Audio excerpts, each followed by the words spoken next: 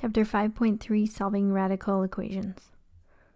We can solve radical equations graphically by graphing each side of the equation, the left side and the right side, and then finding the x values of the points of intersection.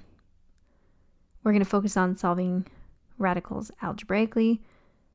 Before we solve, we need to state the restrictions.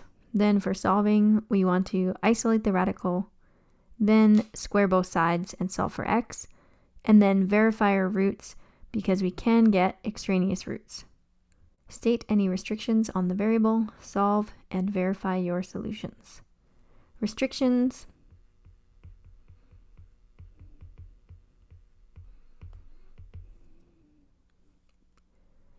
We have 3y over 5 under the root, so that has to be greater than or equal to 0. If we multiply both sides by 5, we get 3y has to be greater than or equal to 0. And if we divide both sides by 3, we get y has to be greater than or equal to 0. Let's solve now. Step 1, isolate the radical. Add 8 to both sides to isolate the radical. We get the square root of 3y over 5 is equal to 6. Step 2, square both sides and solve for x.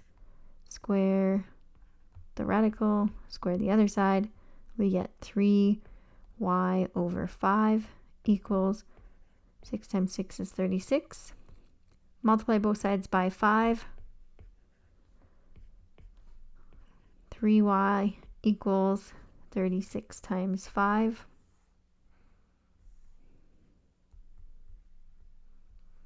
180.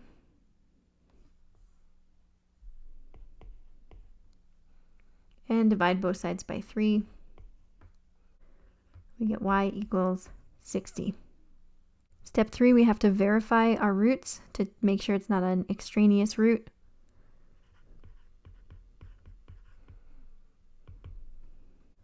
Plugging it back into the original, negative 8 plus square root of 3 times 60 divided by 5 equals negative 2. Negative 8 plus 3 times 60 is 180 over 5. Negative 2. 180 divided by 5 gives us 36. Negative 8 plus root 36 equals negative 2. Negative 8 plus square root of 36 is 6. Negative 2. Negative 8 plus 6 is negative 2 equals negative 2.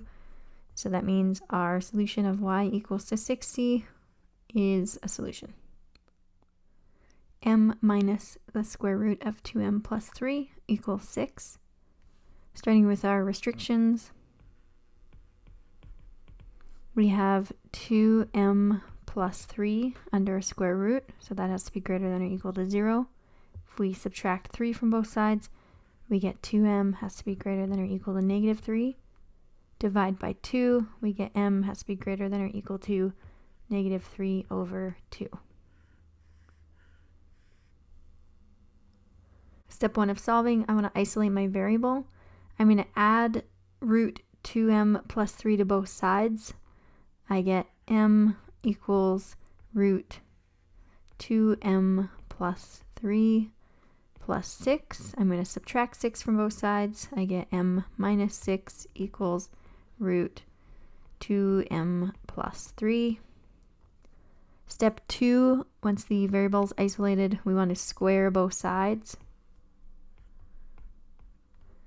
M minus 6 squared means m minus 6 times m minus 6. And then the right side becomes 2m plus 3. Multiply our binomials together. M times m is m squared. M times negative 6 is negative 6m. Negative 6 times m is negative 6m. Negative 6 times negative 6 is positive 36 equals 2m plus 3. Simplify, we get m squared minus 12m plus 36 equals 2m plus 3. Subtract 2m from both sides. subtract 3 from both sides, we get m squared minus 14m plus 33 equals 0. I'm going to factor this. I want two numbers that multiply to give me positive 33 and add to give me negative 14. Factors of 33 are 1 and 33, or 3 and 11. Negative 3, negative 11 would multiply to positive 33, and negative 3, negative 11 would add to negative 14. Our trinomial factors to m minus 3, m minus 11 equals 0. When is that equal to 0? When m equals 3 and when m equals 11. Those are our two possible solutions. Let's verify to check those solutions.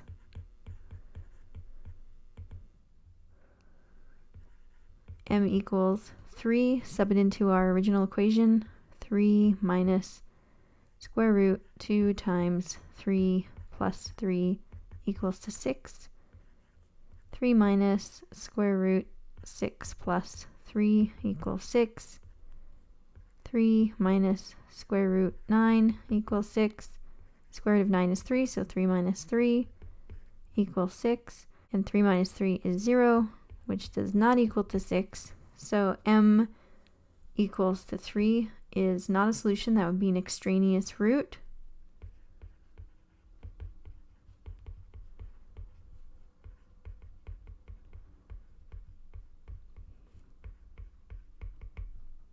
Let's check m equals 11.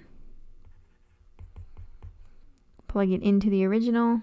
11 minus square root 2 times 11 plus 3 equals to 6. 11 minus square root 22 plus 3 equals 6. 11 minus square root 25 equals 6. 11 minus the square root of 25 is 5 equals 6. 11 minus 5 is 6, which equals 6. So 11 is a solution to our equation.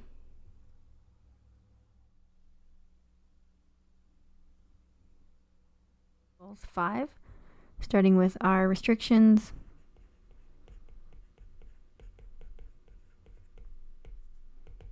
We have two radicals here. We have x under a square root, so x has to be greater than or equal to 0. We also have x plus 5 under square root, so that has to be greater than or equal to 0, which means if we subtract 5, x is greater than or equal to negative 5. When we have more than one restriction, we need to combine them or find the most strict one. So in this case, if x is greater than or equal to 0, then x is definitely greater than or equal to negative 5. So this would be the restriction that we go with. X greater than or equal to 0 means x is greater than or equal to negative 5 also.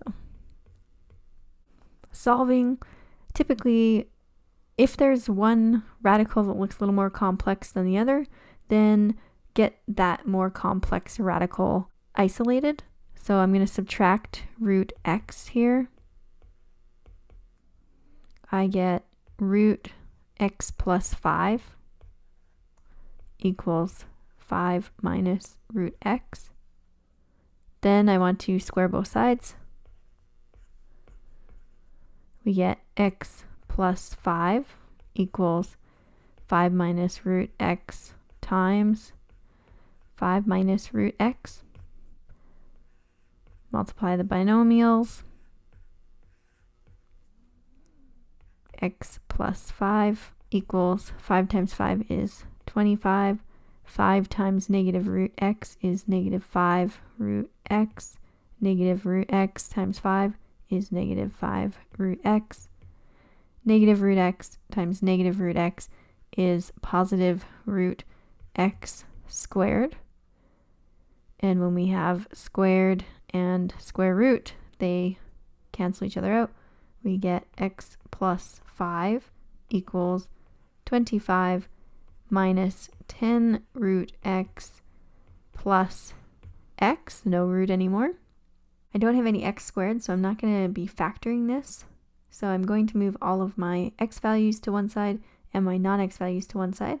Starting with subtracting 5 from both sides, we get x equals 20 minus 10 root x plus x. Then I'm going to subtract x from both sides. I get x minus x is 0 equals 20 minus 10 root x. I'm going to add 10 root x to both sides. We get 10 root x equals 20. Divide both sides by 10. That gives us root x equals 20 divided by 10 is 2.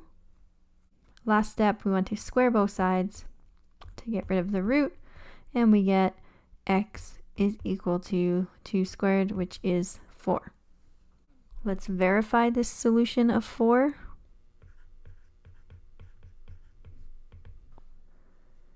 Plug it into our original. Square root of 4 plus square root of 4 plus 5 equals 5. Square root of 4 is 2 plus square root of 9 equals 5. 2 plus the square root of 9 is 3 equals 5. 2 plus 3 is 5 equals 5. Yes, that's true, which means x equals 4 is a solution to our radical equation. Square root of 3 plus k plus the square root of 2k minus 1 equals 5. Restrictions. We have 3 plus k under a root, so 3 plus k has to be greater than or equal to 0. Subtract 3, we get k has to be greater than or equal to negative 3. We also have 2k minus 1 under a square root. That has to be greater than or equal to 0. Add 1 to both sides. 2k has to be greater than or equal to 1. Divide by 2, k has to be greater than or equal to 1/2. Which of these restrictions should we go with?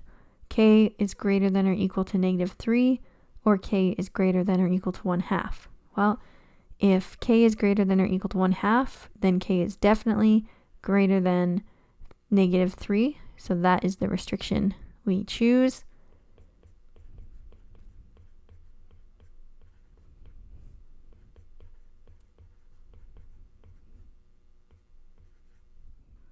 Solving, we have two radicals that have binomials under them. We want to isolate one of them. It doesn't really matter which one. I'm going to subtract square root 3 plus k.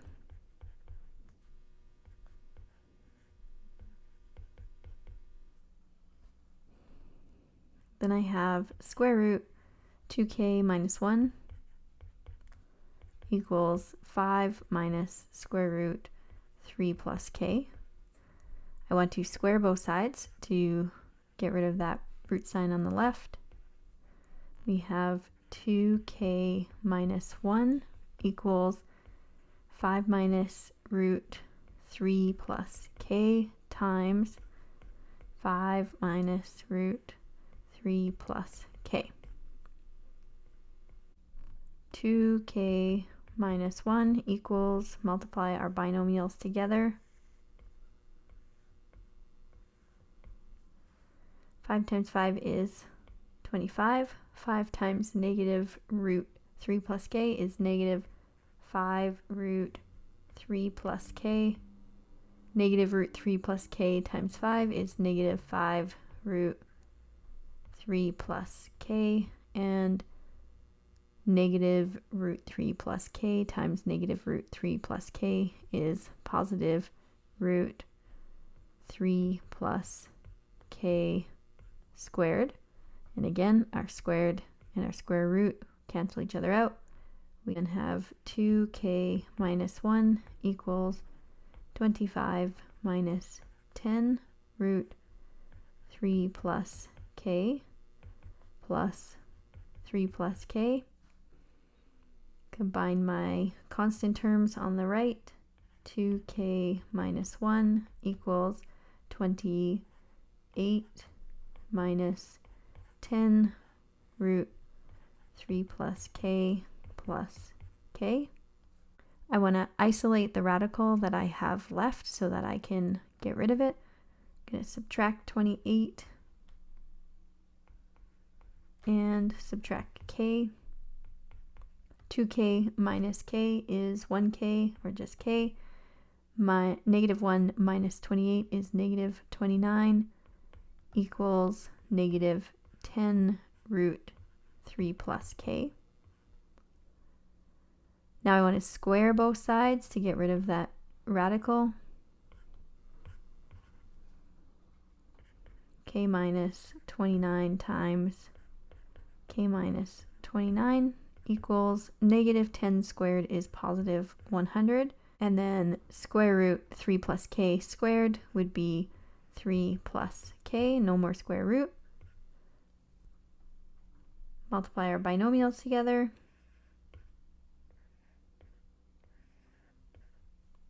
K times k is k squared. K times negative 29 is negative 29k. Negative 29 times k is another negative 29k. And negative 29 times negative 29. 29 times 29 is 841. Plus 841 equals 100 times 3 is 300 plus 100k. Move everything to one side, so subtract 300 and subtract 100k. We get k squared. We have negative 29 minus 29 minus 100 gives us negative 158, and then 841 minus 300 would be plus 541 equals to 0. I'm not going to factor this, so I'm going to use the quadratic formula. My a value is 1, my b value is negative 158, and my c value is 541.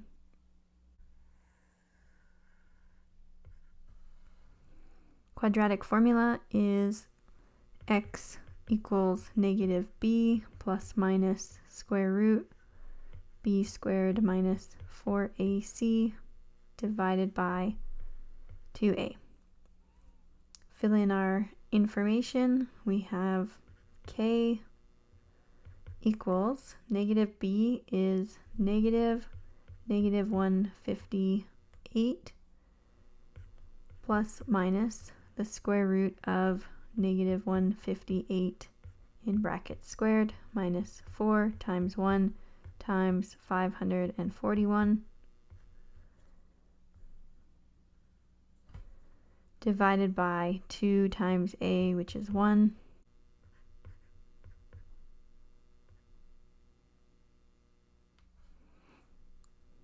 Negative 158 is 158 plus minus. Let's check what's under the square root.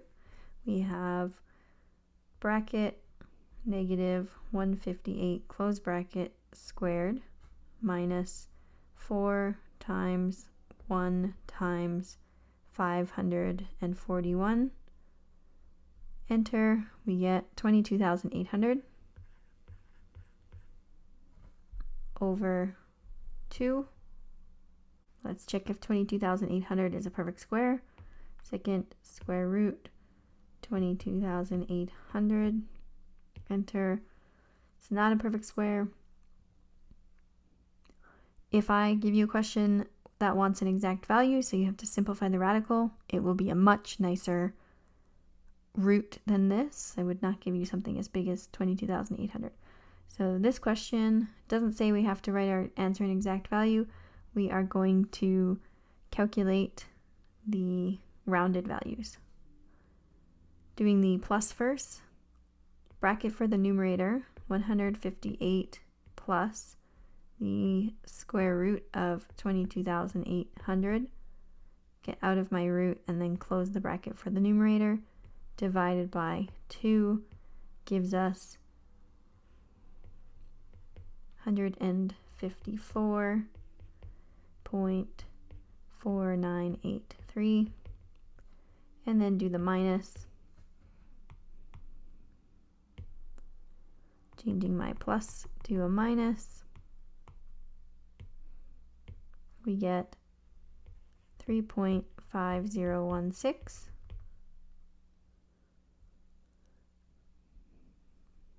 Let's verify these graphically, because I just don't have space to do it algebraically. Clear that, enter the left side, which is root 3 plus x, move out of my root, plus root 2x minus 1. Enter, the other side is 5. Graph this. My window is set so I can only see the first one, so I can find that first. Second, trace number 5, intersection point. I'm at my point, hit enter, enter, and we'll see if it gives me. Nope. My silly calculator is doing that thing again. So, using my Casio calculator that is here with me, number 5, I'm graphing square root of x plus 3 plus the square root of 2x minus 1, and also the line y equals 5. Draw that. F5, F5 again, and it tells me that one of my points is at 3.5016. Now I want to find the other one. My window's not big enough. I'm going to change my window. It is supposed to be x equals 154, so I'm going to change my x max to 180. Graph that. And then F5, F5. And I do not see a second point where they intersect. So that tells us that x equals to 3.5016 is a solution, but 154.4983 is not a solution because when we graph it, it is not an intersection point. So to verify, what did we do? We verified by graphing. We graphed y1 equals square root of 3 plus x plus square root 2x minus 1, and y2 equals 5. And then we find the x values of the intersection points.